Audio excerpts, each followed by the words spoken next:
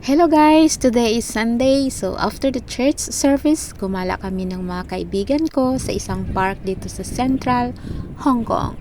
So we're here at Tamar Park. Wala lang, tingin-tingin sa paligid. Silip ng mga gwapitong tsineto. Yay, biro lang.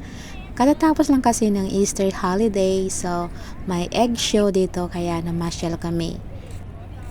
Magandang mag-relax dito sa Tamar Park, although malapit siya sa shopping malls, pero nasa gilid ito ng dagat at malawak. Pwede ka umupo sa grassland or magdala ng tent at magpahinga. Siyempre, hindi mawawala ang picture taking para may upload sa Facebook.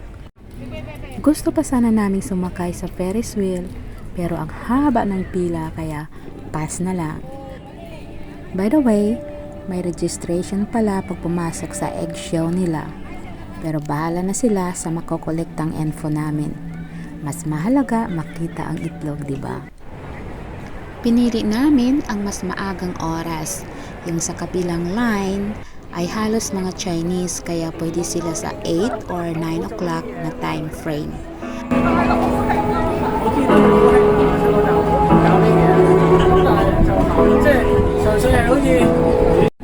Ticket ready for checking.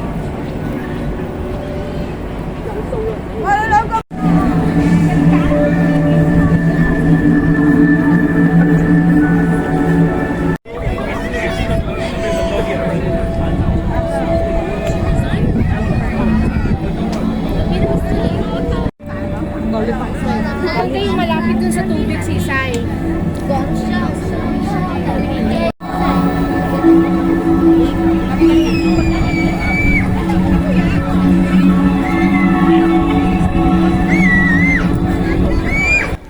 So yan guys, napakadaming nakalatag na itlog na iba-iba ang kulay. At oras na para umuwi dahil may curfew kaming mga dakilang tagapamahala ng Hong Kong. Bye-bye!